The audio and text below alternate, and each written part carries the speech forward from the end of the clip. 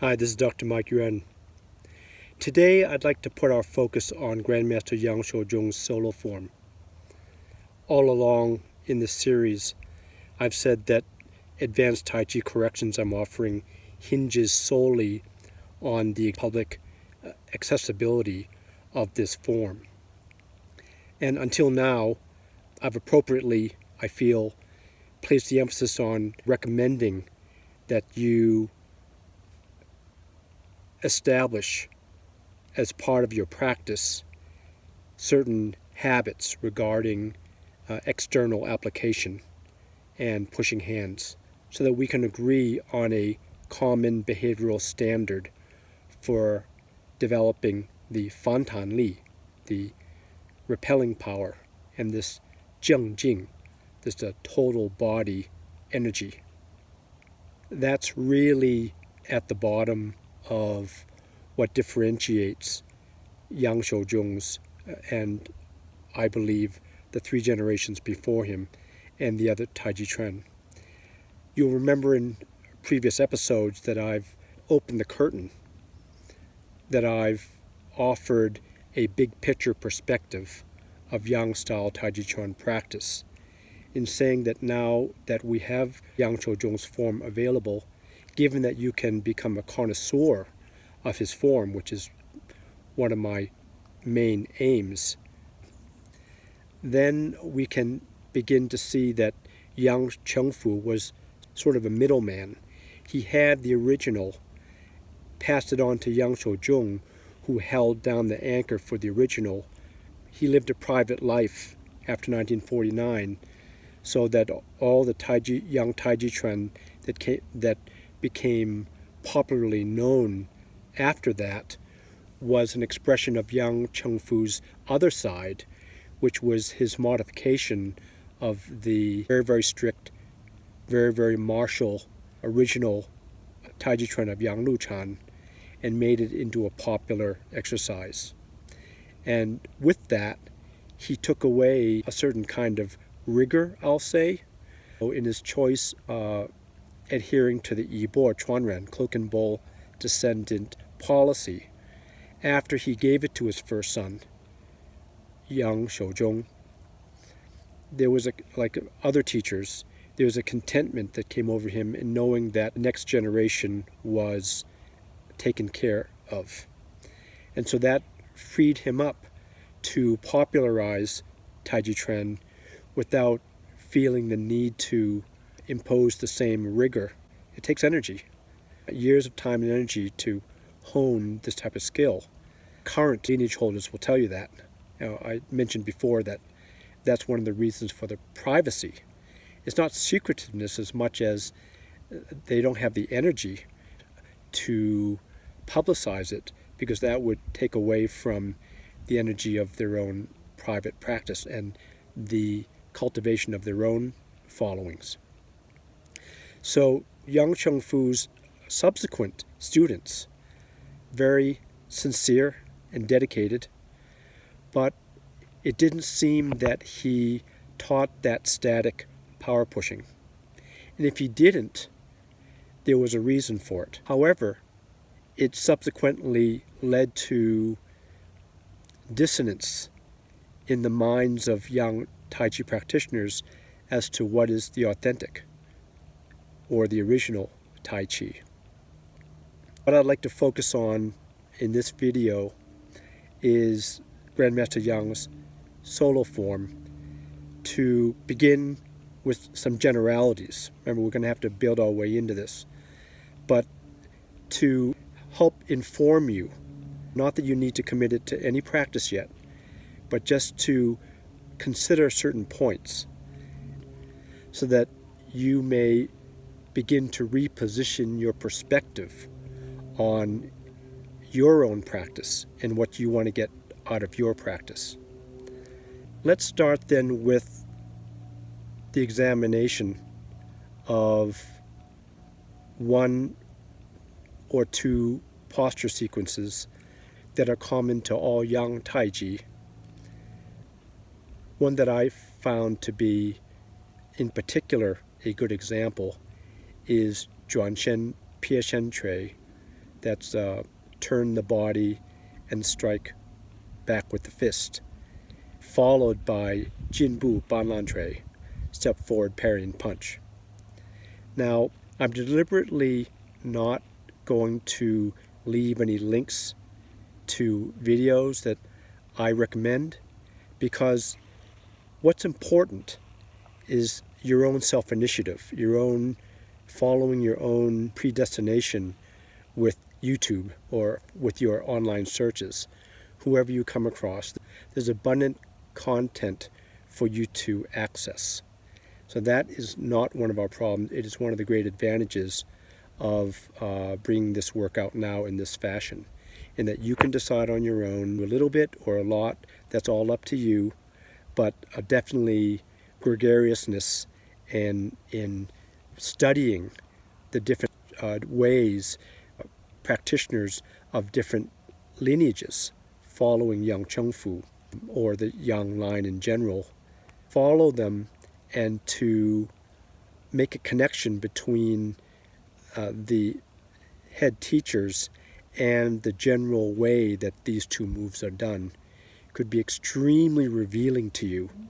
And basically, it can set a foundational root for our inquiry moving forward, to go deeper and deeper into the details. And today we're going to do a little bit of a dive into the second set of 7, examination of Grandmaster Yang Sau Chung's solo form. With these two, then if we can find resonance between experimentation you've done with building your Fandan Jing as we go deeper, so that you become truly motivated and just fascinated and interested in Yang Sau Chung's form, so you become a connoisseur, if you're able to really understand or appreciate why he's doing certain things the way he is, then that will open up your entire practice indirectly. You're just going to find yourself with your own practice asking questions that you didn't have a basis to ask about before. So it's really about your self-research, your self-discovery, and also discovering what your needs are. And this is advanced corrections that are for beginners to, I believe, the highest level teachers, because it had to do with Grandmaster Yang Sau Chung's standard that he set. My goal, again, is to be opening the curtain on Yang Taiji, so you can organize your concept of the practice in general. So what's been popularized the last decades has been the way of doing the Taiji solo form and pushing hands and so forth without the repelling power practice from the static pushing. And right now I'd like to tie the absence of that practice in with how you observe the form is popularly done. So what I'd like to draw your attention to are two things. First, I mentioned Grandmaster Yang Sau Chung's tuishou, and that is the way his hand comes out. Chu means out, shou means hand. Please examine the regularity and consistency of his way of tuishou throughout the entire form, either in the Facebook private group link that I'm having set up or the comments below. Please start sharing. Let's start sharing with each other our observations on these different forms. I'll leave it to you to maybe leave links and timestamps so that we can all be led to what you're talking about. And what is important, please keep in mind, is that this is about you, your research, and what this is going to do to your practice, not me proving or anybody proving right or wrong anything. We have so much information that we can draw from. So in Grandmaster Yang Sau Chung's turn body and strike back with the fist, if that's how you want to translate it, and then step forward parry punch, I've seen renowned teachers, and I'm not incorrectly, but the focus in the form being put on application. So let's make a very clear distinction right now. In the reason you're doing the form could be either for application, which we call jiqiao, which means craft, technique, manipulation, okay? And it's also externally oriented because it has to do with an opponent. So, for example, to teach the turn body and strike back as a technique, and there are teachers that claim that you want to make sure that it's truly a back fist, that you don't face forward when you do that, because you won't be able to recruit the power from the back shoulder, right? To keep the body open like this in order to strike. But you don't want to come forward, turn the body as you do the first one. Well, if you examine Yang Sau Chung's form, what you're going to see is that he actually does turn his body as he does the back fist. So again, the important point, just as like I said, every young proponent is making a positive contribution to the popularity of the Yang Sau Taiji Chuan. But now we can identify a spectrum between the original, they're all authentic now, but the original of Yang Sau Chung, and then all the others that followed more along Yang Shengfu's modified form and teaching. So that's the best way to frame this discussion, because to say that you don't want to turn the body until you strike with the back fist, and then you turn the body to follow, would 有道理. It has reason. You can't question the reason. Yet, at the same time, and now these are descendants of Yang Shengfu, at the same time, and we're not going to argue where they got this information, yet when you see Yang Sau Chung do it, he does turn his body, and the left hand comes out very, very differently. It comes straight out. So what I'd like to bring your attention to is, again, the distinction between practicing with the form with the sole, sort of an inner purpose of cultivating, developing the fan tan li. That's the ability to take on force in your body and deliver straight line force back out with a small circle that's practically imperceptible. That was the pure Taiji. You didn't have to see the circle because the circle took place inside. So when Grandmaster Yang turns, you see him already facing the direction of where he's doing the back fist. So that's also correct, of course. But I don't want to nullify the other teaching, because on an application level, there's reason for that. It follows along Trenli, the principle of the fist of application. So how do we deal with this?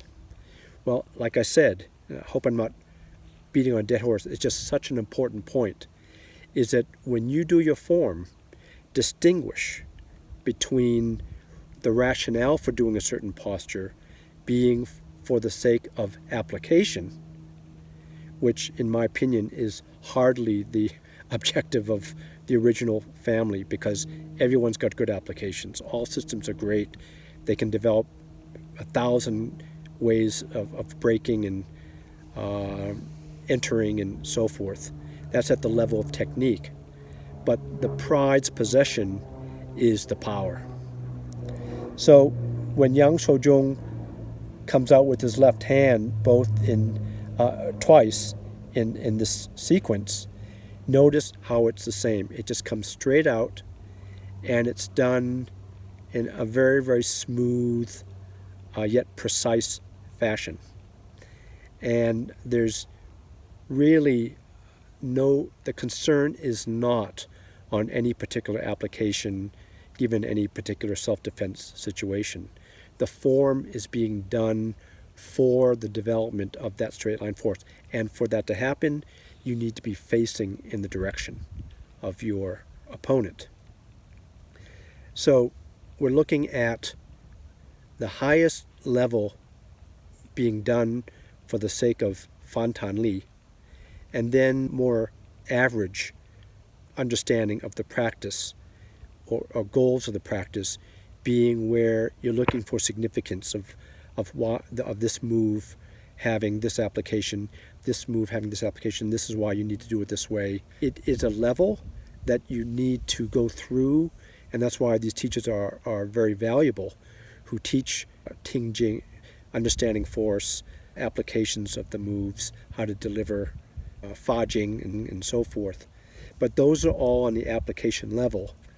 And my aim is to introduce you to this other, to be able to see in Yang Sau Chung's form where in every single aspect, every single posture, it's the same goal. It's not about application.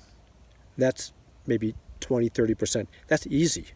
Because once you have the power, it doesn't really matter what you do, how good your application is. It's very easy to refine once you have the core. If you leave comments or when the Facebook group's open, we begin discussion there. It'll give me more feedback to help you become that connoisseur of Yang Sau Chung's solo form that could really change your whole Taiji existence. Okay, thanks again. Please subscribe, hit the like button, share with as many people as you can, and I'll see you next time.